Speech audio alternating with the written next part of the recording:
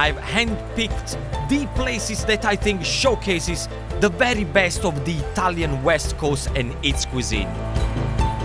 And tonight, I'm in the toe of Italy, exploring one of the country's lesser known but very special regions, Calabria. If you were to come to Italy for the first time, probably Calabria wouldn't be on top of your list.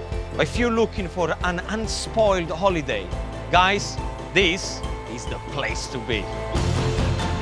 Calabria is the Italy that's off the beaten track. It's massive, it's wild, it's rocky, and I'm excited to share its rugged beauty with you. I also have happy memories of coming here when I was young, and I'm going to take you to two of my favorite spots, the seaside town of Tropea and the region's largest coastal city, Reggio Calabria. Because Calabria is huge, the best way to travel around is to hop on the train. The train line here hugs the shoreline, so you can appreciate the Calabrian coast without the stress of driving. I remember when I was a little boy with my parents, I used to come to Calabria for holidays. We used to go camping, and it pretty much looks exactly the same. It's unspoiled, very green, and it's very easy getting around, especially if you're on the train. And that's what I'm doing right now, heading to Tropea. One of the finest seaside towns in the whole of Italy, Tropea, is known as the Pearl of Calabria. Very few tourists come here. This is the coastal gem that Italians choose to visit. Crammed with history, Tropea is home to the magnificent Santa Maria dell'Isola monastery. Dating back to medieval times, it's changed over the years, including having the facade rebuilt after an earthquake in 1905. But Tropea's biggest claim to fame is it's given its name to one of Italy's finest ingredients, and I'm heading 3 miles south along the coast in search of them. Italy has many varieties of onions, but the one I want to show you is Cipolla Rossa di Tropea, the red onion from Tropea. When it comes to onions, the Tropea is the Don. It's Calabria's most famous food product and even has protected origin status in the same way champagne does in France. And here at the Delizie Vaticane growers on the coast, these onions have been grown and harvested for over half a century. Il segreto qual è? And I'm meeting co-owner Domenico to find out what makes them so special. The reason why the onion is so sweet is because when they seed it along the coast of Calabria, where they get the wind from the sea and the sweetness from the ground. After they're harvested, the Tropea onions are hanged in these special plats called trecce. They have air and oxygen all around and no one on top of each other. So by doing like this, the onion stays freshest for longer, up to 2 months, if you actually put them somewhere that is cool. Buongiorno. Buongiorno. Posso sedere? Certo. Sì? These local women have all mastered the art of treccia making. Ah, piacere Gino. Michelina, molto lieta. Michelina, ciao. This is such a treat for me. I remember seeing these onions hanged everywhere growing up as a child in Italy. Deve sempre I girare. have no idea what I'm doing. È difficile. Guarda. Plaiting onions is harder than it looks. It's a skill that some of these women have perfected over 40 years. Siamo una famiglia tutti qua. Tutti quindi- una famiglia? Sì, sì, sì. Ah, so they consider themselves as a huge family. Everybody knows everybody. I'm used to cooking these onions, known locally as the queen of the kitchen. But these women have other Il ideas. segreto più buono è mangiarla cruda? Così, Sì, sì, sì. No, come una mela. She said, eat them like an apple. I don't think my wife would be very happy if I'm eating a raw onion. Vabbè, se gli piace ti bacia lo stesso. See? Sì. Oh, she said she loves you, she will kiss you anyway. Sì. This region is paradise for food lovers like me. As well as its famous onions, Calabria is also renowned in Italy for what is locally called red gold. And you only need to look at any market stall or shop window around here to see why. Peperoncino is the Italian red chili. No kitchen cupboard in the country is complete without it, and is now the star of an exciting new wonder food product. I'm going to a place where they make an ingredients that I guarantee will transform your cooking.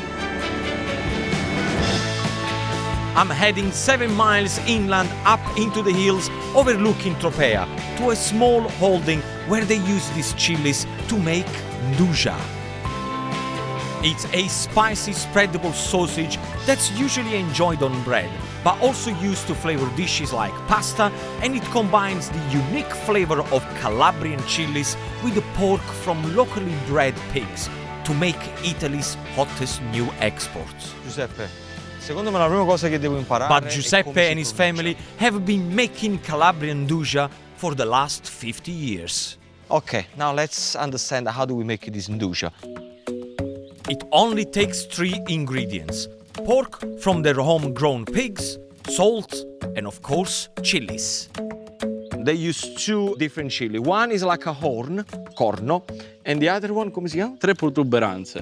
Oh, okay. It's very difficult to translate in English, but it looks like a wrinkled testicle. Really? Oppure naso di cane, se lo vuoi chiamare in un altro modo. Or the nose of a dog. That's what he says. To make the Nduja, Giuseppe minces the pork and chilies together. Push, push. Look at that. Beautifully. You can see the chili is gonna kick in like there is no tomorrow here. The meat mixture is then kneaded by hand the old-fashioned way, before mixing in salt for curing.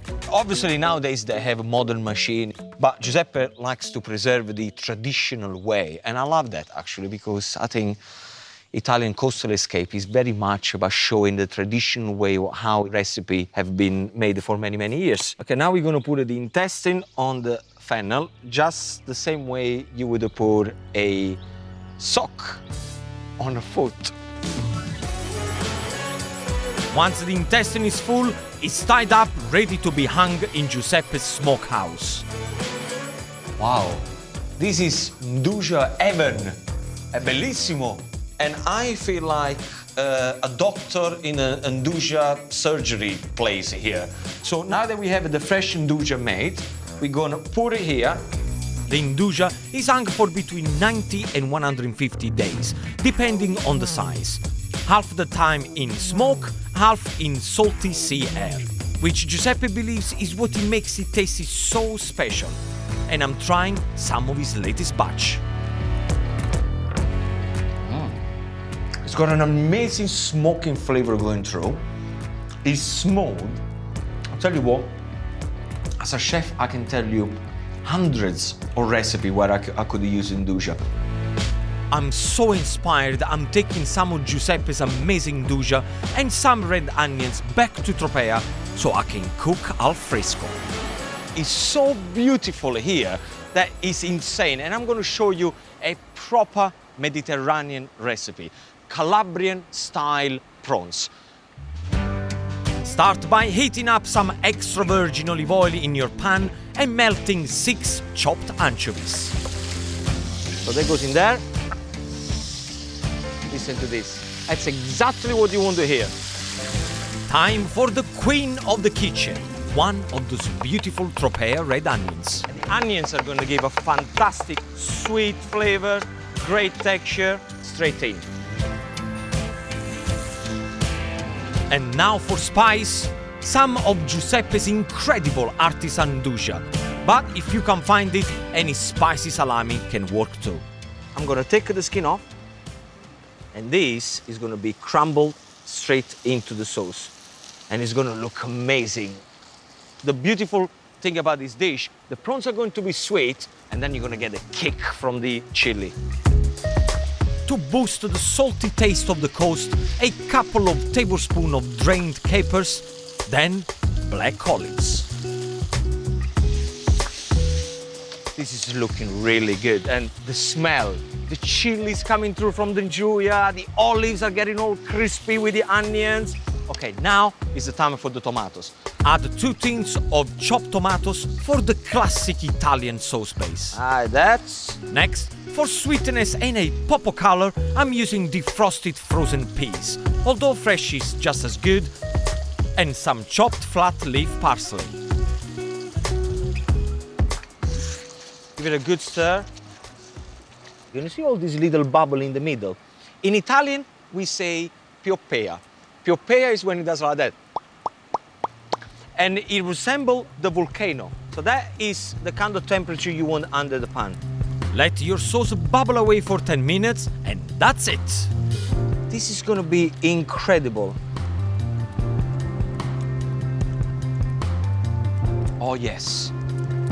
Now you have rolled out your red carpet, it's time for the seafood royalty, king prawns.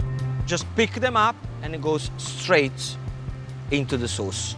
And make sure that they never peeled, because when you peel prawns, they cook very fast and they get very dry and chewy. If you leave the head and the tail and all the shell on, the moisture keeps there and the color is gonna be just beautiful. Cover the prawns slightly with the sauce and cook for around 6 minutes, turning them halfway through, and ecco qua. This is looking good. Spoon some of the smoky, spicy tomato sauce into a bowl. Now, I'm just gonna pile the prawns on top.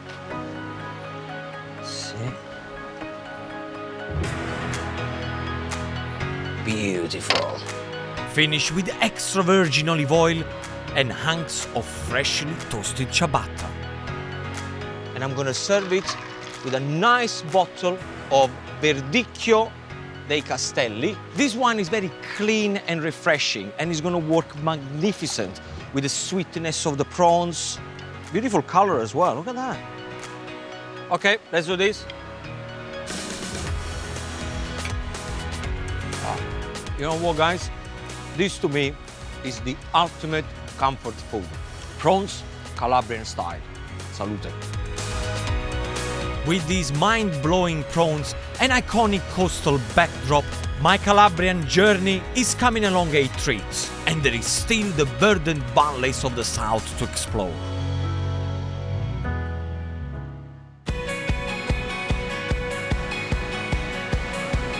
Tonight, I'm in the tip of Italy's boots, Calabria, the country's diamond in the rough, exploring the rocky coastline and uncovering its world-class produce. And I'm heading further south to the region's largest city, Reggio Calabria, separated from the island of Sicily by the Strait of Messina. Reggio Calabria has a population of just 200,000 people, a fraction of the size of Rome. It's also home to a magnificently eclectic cathedral, and glorious promenade where the goddess Athena stands and guards the city. But this area is most famous in Italy for fruit that is both exotic and enigmatic, known as the Bergamot. And I'm heading a couple of miles inland from the city to a tiny place called Contrada Limbone to find out more about this unusual but versatile fruit. Dimmi un po' le origini del bergamotto, com'è nata sta storia? Guarda, come origine un po' incerta. Francesco's family has been growing bergamot for the last 50 years. Now, I know bergamot as the flavor of Earl Grey tea, but I had no idea it has been grown in my home country for over 200 years. It happens around 1750, and they're not sure if it was Christophorus Columbus who brought it here or Chinese people. Bergamots are mainly used as an essential oil in the perfume industry. And because Calabria is the most prolific producer of this fruit, 90% of the world's bergamot comes from right here. And it's thanks to the perfect growing conditions here that bergamot does so well. Being in a valley, you have a lot of minerals and loads of goodness in the soil, which helps the bergamot to be, the one from Reggio Calabria, to be what he says, the best in Italy. Now, what I want to know is how I can use these fine bergamots in my cooking. Non è né un limone né un arancio. Né un limone né un arancio. No, è un'altra agruma. See, I knew it. I said, look, I can really understand. Is he a lemon or is he an orange? And the answer was, it's not one or the other. It's something that nobody knows. Mo fa assaggiare sul bergamotto. Yeah, come Dobbiamo on, raccoglierlo. let's go and taste. Let's go and taste the bergamot. Francesco doesn't know what it is, but I know my taste buds. So it's time to try this alien fruit for myself. Interesting flavor. Slightly bitter. This is good. Questo è buonissimo. And it's not just the juice that Francesco wants me to try. Next is his bergamot tea. È buono, ma io preferisco quell'altro. Lo so. Yeah, I prefer the other one. I mean, it's good. I think if you're a tea drinker, this will be up your street. And now bergamot preserve with a kick of ginger. Wow, this is good. A bitter orange marmalade. This is definitely something I'm going to start to use in cooking. Okay, look over there. See the fly? Look at the fly over there. See? So, Fly. and I've also got my eye on this bergamot syrup. tasting all of that, I know exactly what I'm going to get from this. And lo posso pigliare questo? Certo, è tuo. Yeah? I got the authorization to take this one with me, as well as the marmalade. So, grazie. Prego. All right, ci vediamo più Ci tardi. vediamo dopo. I'm going to go do some cooking. Ok. Inspired by Calabria's most exotic fruit and this stunning mountain backdrop, I'm going to create the perfect dessert to celebrate the Mediterranean summer. I'm going to show you how to prepare gelatina di frutta fresca, which is fresh fruit jelly with Prosecco. Now, everybody always panic when they have to prepare jellies. My one is easy, colorful, and absolutely fantastic if you have guests around, because we're going to serve them in these martini glasses, so they're going to be really, really cold. Our first ingredient for some Italian summertime feast, lemonade. Put half into the saucepan and let it bubble gently. As soon as you see some bubbles, the job is done. Then I got a bottle of Prosecco. Got a good quality Prosecco. Remember, if you get a Prosecco that is not very good, your jellies are going to suffer, all right? So make sure you open at the last minutes.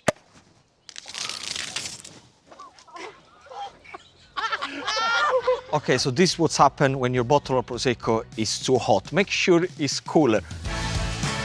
Important advice there. Next, we have some sheets of gelatin which I've softened in cold water. Looks like a big jellyfish. In there straight away.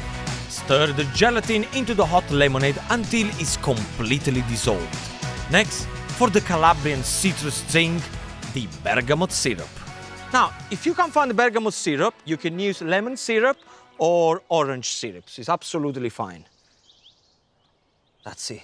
Now mix everything together, guys, and let it rest. Now is the time to fill the glasses with the fruits. You can use any fruit you like. I'm using seasonal summer strawberries and a crisp Granny Smith apple, which I chopped and soaked in lemon juice to stop it going brown. This is gonna look so good and sexy. Then we do exactly the same thing with the strawberries. Okay, at this point, you get your mixture, okay? And you just fill up the glasses. Make sure that they equal when you fill up, otherwise your guests are gonna start to fight. I think the secret of making jellies is to make sure that they look good, like this one. Now, Prosecco time! Obviously, I got half of the bottle because the other half is equally spread on my cooking table. The only thing you have to do, just fill up the glasses half centimeter from the top. Nice. Give your jellies a little stir and pop them in the fridge for 3 hours. Just enough time for me to watch my favorite film. It turns out, revenge isn't the only dish best served cold. I love that movie. Now, 3 hours have gone by, and look what's happening here. Wobbly, wobbly, wobbly, wobbly. That's what you want when you get a good jelly. Now for an offer you really can't refuse, a fresh, silky topping of whipped cream and mascarpone cheese. So, put in there, and slowly, slowly work the mascarpone into the cream. Flavor your cream mixture with vanilla seeds or vanilla extract and spoon onto each of your fruity Prosecco jellies. I got some bergamot, candied peel, and fresh mint leaves. Nice and beautiful. Look at that. Huh? My refreshing Prosecco jelly with a surprise citrus twist sums up the unspoiled Mediterranean coast perfectly.